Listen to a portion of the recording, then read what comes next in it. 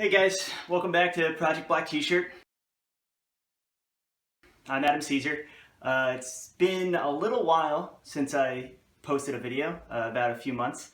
I was going to do them weekly, and I still am going to do them weekly if I can manage to watch enough movies and find time, more importantly, to videotape myself sitting in my living room. Today, the first two episodes we talked about some reissues and new DVD releases, and we're going to keep doing that, but today I wanted to talk about a new movie within the past few years.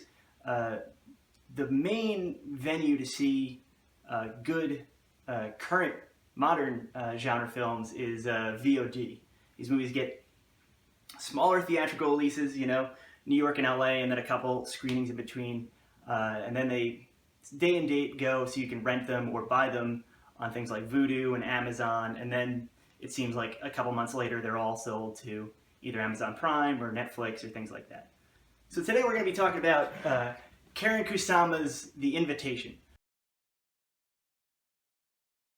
which just came out as of taping this last Friday. It had screenings it has a screening in Philadelphia. It has a screen that's being shown on, but it's only being shown once a day at midnight. And not that I don't love going to midnight movies. It's just if you're keeping old man time like me, it's easier to just rent or buy this movie, which I kind of recommend you do because it's really, really good. And the thing about it that might make this a little shorter video than usual is that it's really, really, really hard to talk about without spoiling. It's not a movie, it's not like an M. Night Shyamalan kind of thing where there's like a huge twist that we're building up to, but it's the kind of movie for the first hour and 10 minutes where you're watching it and you're not 100% sure what subgenre it's going to fall into. Like, clearly it's a paranoid thriller / horror movie, but it's not until like the action really gets cooking, and when it does, it really does, but you're not quite sure what side of the fence the movie's going to come down on. So that makes it really, really difficult to talk about, but there are a few things we can talk about. First of all, the direction and the performances are uniformly great. So much so that for movies like this, when you're renting stuff on VOD, Zombie Sharknado Massacre 4 gets the same amount of kind of shelf space as a movie like this, or a movie like Ben Wheatley's Kill List, or a movie like The Babadook, and you're not quite sure what you're going to get when you play the Russian roulette of what are we going to rent tonight? Let's rent a horror movie. So the thing about this movie is Karen Kusama, the name's probably familiar to some of you. Her first movie was Girl Fight, huge kind of critical success. Genre fans will know her from Jennifer's Body, which is a movie I like, but it's a little bit divisive, I guess. I'm not sure. It's a fun, very smart movie. So she hasn't made a movie in a little while, and this is kind of her big return. And it's a much smaller movie than those movies. She also did Aeon Flux, which was like big studio tentpole kind of thing. But this is not any of those movies. If anything, it has a lot to do with last year's The Gift, the Joel Edgerton movie. So it's kind of a single location thriller with a lot of people. The premise is these friends have kind of dropped off the map.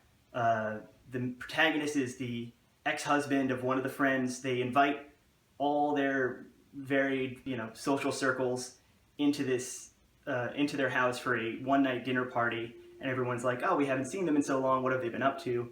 They've been in some kind of like healing retreat in Mexico. It seems like they've gone kind of new agey. No one's really sure what to think, but everyone's kind of being super upper middle class polite and doesn't want to endanger the good time they're having by questioning some of the frankly questionable choices that these people have made. There's a ton of other subplots, lots of kind of bad things in these people's pasts, tragedies, and we learn a lot about them through the relatively brisk runtime. I think it's like it's a 90-minute movie, and with that many characters, I think there's like 10 people at the dinner party.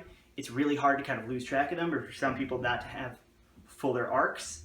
But for a movie like this, it's really, really important for us to keep tabs and care about these people, which I think this movie pulls off in spades, and that's probably its strongest suit, is the fact that it is such a large ensemble, but it's remains interesting throughout, and we find out the geography of the house, we know where everyone is, so that when things kind of go wrong, which I'm making a video about it, so it's clearly a genre film, so we know it's going to go wrong. When it does, we kind of know the layout of the house and where everyone has to get to. So yeah, besides that, I can't talk that much about it because I don't even really want to tell you what subgenre it falls into, because then you'll be like, oh, you're waiting for that other shoe to drop the whole movie. So go into it clean. It's a very, very good movie. Everyone should want to see more of these kinds of movies, small, smart genre films. One more thing about The Invitation that I forgot to say, and actually had to reset up the tripod to say. A lot of movies, or a lot of mid-level to low-budget movies are shot in LA, because that's kind of where movies are shot, and that's where they're set just de facto. You see the streets of LA because that's where people make movies, and sometimes they redress the sets, a la Halloween style, and like try to make it seem like Illinois, but it always feels like LA. The Invitation takes place in LA and really couldn't take place anywhere else. Later in the movie, once you see kind of like thematically, it is a very LA movie. Another recent movie that did this well is Starry Eyes, which is a kind of Hollywood story. And this, because of the class of character we're dealing with, some of the characters' professions. One guy's is an ex-record producer.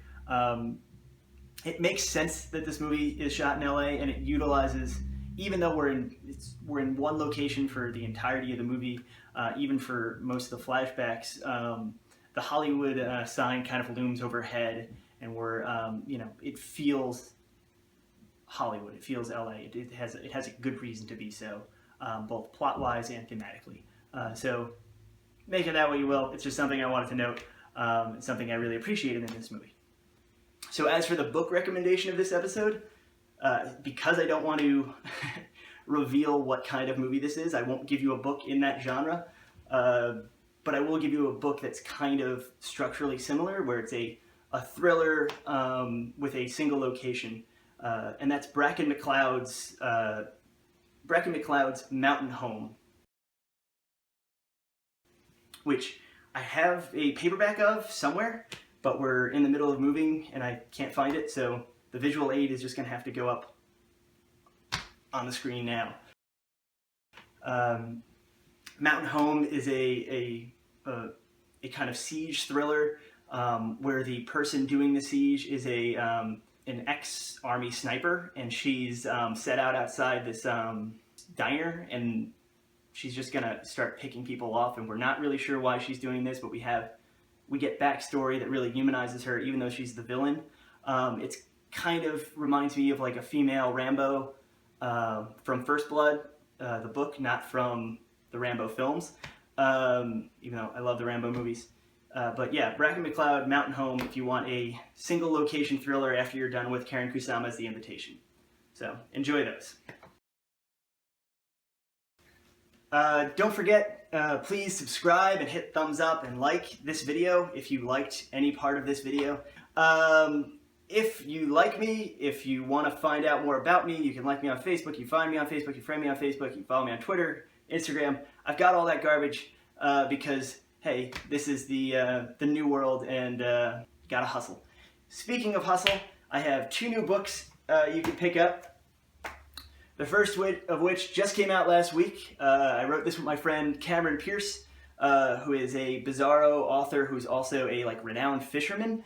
So we write these aquatic horror novels together. This is a quick little novella called Crawling Darkness. It is about killer eels invading Philadelphia. Second book. This one, just me. I just wrote this. This looks like a VHS tape, but it is not. It is actually 0 Lives Remaining. It is another novella about a haunted video arcade. So kind of Richard Matheson's Hell House or Shirley Jackson's House on Haunted Hill, if they were taking place in a retro video arcade. This edition of it looks like a VHS tape. I think there are a couple of these left. This is the limited edition hardcover, but if that's a little too rich for your blood, and it's a little bit too rich for my blood, make sure you check out the paperback and ebook editions on Amazon. They're much cheaper. You can just type my name in. There'll be links in the video. All right, thanks so much for indulging